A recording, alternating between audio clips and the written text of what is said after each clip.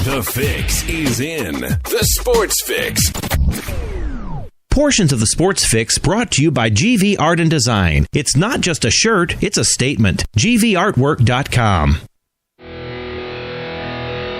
Sports Fix listeners, don't wait all day or all week to get in on the fun. The party doesn't stop when we go off the air all week long. The Sports Fix social media sites are your one-stop shop for all things Cleveland sports. Jump over to Facebook.com/TheSportsFix, Facebook.com/TheSportsFix, and become a fan today because we love fans and they create some of the best sports talk in town, Daddy. You'll enjoy talking to your fellow Cleveland sports fans on the Sports Fix fan page. And if Twitter's your thing, well, you know how we do it. Tweet with us at The Sports Fix CLE. It's that simple. Twitter.com/TheSportsFixCLE, baby. Chat live with the crew during all your favorite Cleveland sports events, tickets and contests and trivia and so much more. Get with us today, The Sports Fix on social media. Facebook.com/TheSportsFix. Tweet with us at The Sports Fix CLE. Join The Sports Fix on Facebook and Twitter today. Hey Cleveland, this is Thurs Jan of the Cleveland Cavaliers. You are listening to the Sports Fix. Live in Ohio, it's time to get your fix. The Sports Fix.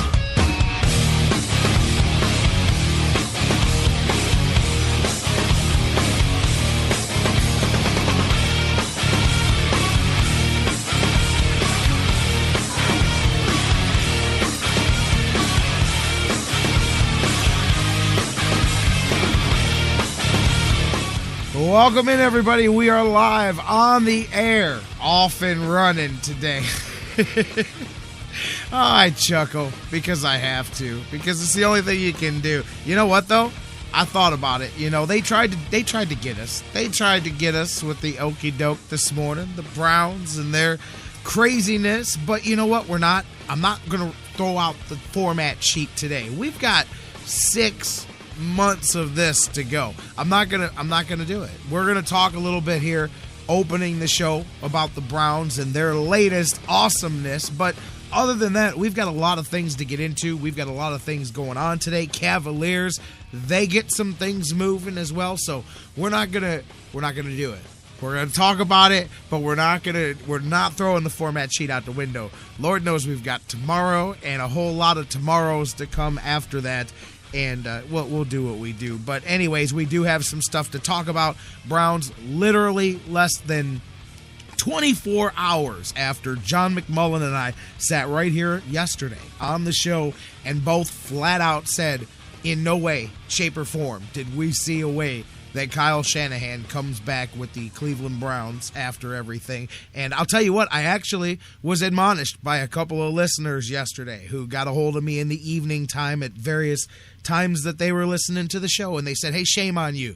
I'm telling you, this is all just media hype. I can't believe you're helping stir the pot, J-Rock. Usually you're above that. No, I know what's real and what's not. I get what you're saying. I appreciate the compliment, but I wasn't wrong, man. I was not wrong about what we were talking about yesterday. This wasn't one of those type of situations. There was no way that things, but the swiftness of things and for it to come literally this morning, that one says, hey, man, I mean, we'll get into it here in a minute as the Browns announced that Kyle Shanahan, Dowell, well, they didn't announce it, but they told everybody to tell everybody, hey, you, let everybody know, go tell it on the mountain.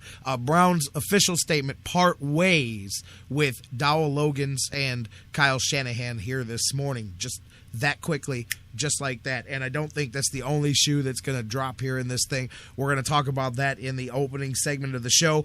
Cavaliers as well finish, really, I've got to say, finish at least for a while, the overhaul of their roster. They have now made another move. They pick up Mozgov from Denver. We'll talk about that here. I've got the rundown of everything that's gone out and come in and the giant trade. It's like a 14 for 5 a swap here. We'll talk about that with Eddy Jansen from More Than a Fan Cleveland as the Cavs drop one last night to Houston at the Cube before they head out on this 5-game West Coast trip where they not only hope to have Mozgov added into the rotation here coming up against Golden State, but hopefully by the back end of the trip, LeBron James is back in the fold as well. We'll talk about all of that with Eddy Jansen here coming up in just a little bit. A lot of moves. Big, bold moves. I mean, big risk anyway. This is David Griffin's. This is what he's going to be known for. And I'm not saying this is a championship level set of moves.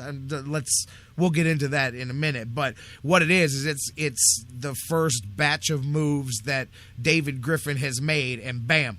And so we'll talk about that because he's going to be known for how this goes, depending on the way things shake out. And it really is a big reset button for the Cavaliers as far as the pieces being shook up and the fit and all of that. We're going to talk about it here coming up in just a minute as well. Talk about going off the beaten path a bit. I don't care. It's Thursday. That means Mike Brandyberry from Did the Tribe Win Last Night.com. He's in the house. We'll talk to him, his thoughts on the big unit and the group of guys going into the Hall of Fame for Major League Baseball this year. Indians chatter a bit. I'm going to ask Mike what he thinks the Tribe can add to the squad. What can they do? What would he like to see done in the 42 days or so here remaining before spring training? We'll talk a little Tribe there as well. BJ Rudell, final time this season. He's going to join us. Fantasy Football for Winners. We're going to look back at his bold predictions, the 15 that he laid out way back at August, I believe, the beginning of the season, and we'll see how he fared, how he panned out, and we'll compare his predictions to all of the major, fantasy sites, ESPN, Yahoo, all of that, and we'll see where he fared. This way, when you guys come back each year, you know exactly why you should be listening to BJ Rudell and what he's talking about. Every year, we like to sit back and kind of do a tale of the tape about all the things that he predicted and how they did, and he's very transparent, whether he got it right or got it wrong. So BJ is going to wrap up the season with us here today. A lot of that. Phone lines are already starting to go. We're going to do that here in just a second. Let's do the Sports Fix thing. Welcome in. I'm your host, the Big Daddy on the microphone, J-Rock, Jerry Myers, welcoming each and every one of you here across the Sports Fix Radio Network live, noon Eastern, each and every weekday at noon, on TuneIn and TuneIn's radio app, on Spreaker and Mixler, and of course on the sportsfix.net, our home base where it all comes from each and every day. Thank you for being here live. Love it when it's live, like she says. And of course, digital delay, thousands of you around the world on iHeartRadio, iTunes, Stitcher Radio, SoundCloud, all of the various places that you listen to the show or subscribe to it, feed to it, download it, all of that. Thank you guys for being a part of the Sports Fix universe and be a part of the Sports Fix, because this is not my show. This is your show and our show, and we do this thing together. 216-539-7535 is the number to call. 216-539-7535, or hit us up on social media, facebook.com/The Sports Fix. Tweet with us at The Sports Fix CLE. Email us, thesportsfix@AOL.com, facebook.com/The Sports Fix.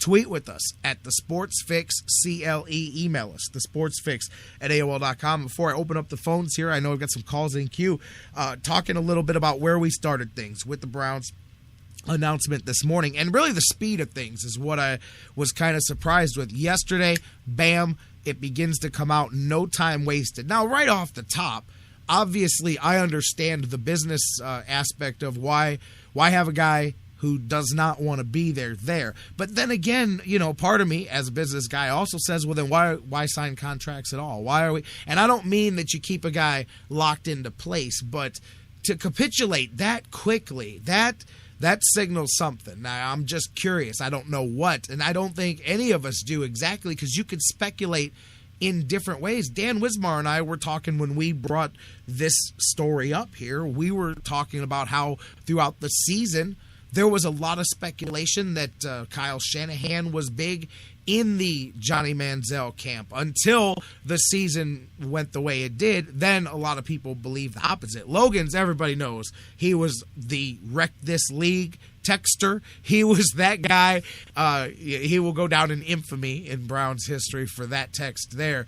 And he definitely helped get the momentum rolling on draft night with the whole Manziel mania thing. And really look at it, too, because I've got to say, while there's clearly much, much more than just Johnny Manziel at the center of this, but I mean, the drafting of him continues to reverberate in so many different ways in this franchise that have nothing to do with the football field. It's ridiculous. I mean, from the way last season went with the different camps and everybody's thoughts and the pressure and the feelings and all of that, how many ways it affected that, and then here too as well, because a lot of the talk now, and this is where I say, until Kyle Shanahan comes out and says something specifically one way or the other, or until you get something directly from the horse's mouth, it can only be speculation as far as which side of the camp he was on, because as I've talked to dozens of you guys here this morning, just since the news came out, there's the two thought process. Is this a matter of the Browns are going forward? Hey, listen, Johnny Manziel's going to get this quarterback job unless he finds himself in a Mexican prison somewhere. He's going to be the quarterback next year, and you're just going to go with the flow. And therefore, Kyle Shanahan said, hey, this guy is not the real deal, and he's not going to be here, and I can't do this, and so on and so forth.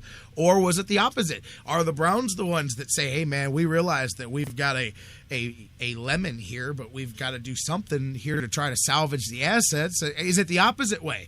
So you don't know. And I guess what the Browns do clearly over the next few months will make a lot of sense out of all of this. And then, eventually I do expect that you'll get to the bottom of it. I don't expect it to be anytime soon, so don't expect that. But the swiftness of things happening the way they did definitely surprised me here, because again, because to me, I also believe that, just like you talk about a guy playing bad, trying to get himself cut on purpose so he can go somewhere else, I believe what's the point of having contracts if people can continually dictate when they come and go from your organization? And like I said, I know you don't want to have people that don't want to be there, but there are ways to make things take a little bit longer, take a little bit more time, to at least make people appreciate the process of contracts and time investment as well. Because as we talked about yesterday, the worst part about this, I'm not the biggest Kyle Shanahan fan, although I will say this,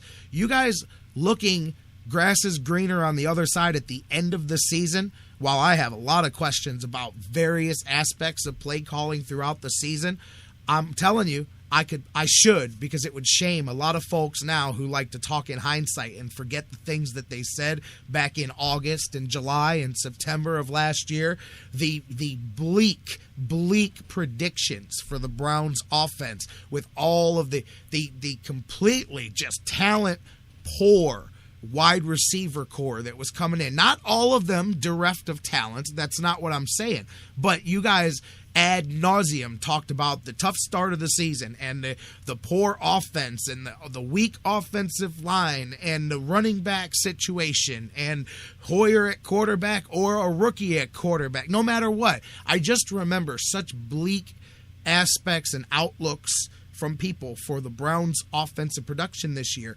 And I thought they well exceeded expectations offensively for the first half of the season. And so I'm not saying, again, we're not building the Kyle Shanahan statue, because I believe there's a lot of bright young offensive minds out there. I absolutely believe the Browns can find another offensive coordinator and now that's the next thing, is that they're not going for a bright young offensive coordinator from what we're hearing. They're going for Charlie Weiss, which is a different argument, but we'll get to that in a minute. So I definitely believe there's other guys that can do the job, but after the fact, for all of these people to say, oh yeah, Kyle Shanahan's got to go, he was terrible, I thought he way exceeded expectations of what people thought the Browns offensively were going to be able to do here this season before the wheels fell off the track at the end and all of that. And again, attrition had parts to do with that as well. So I'm just saying, be fair about the whole thing all the way around.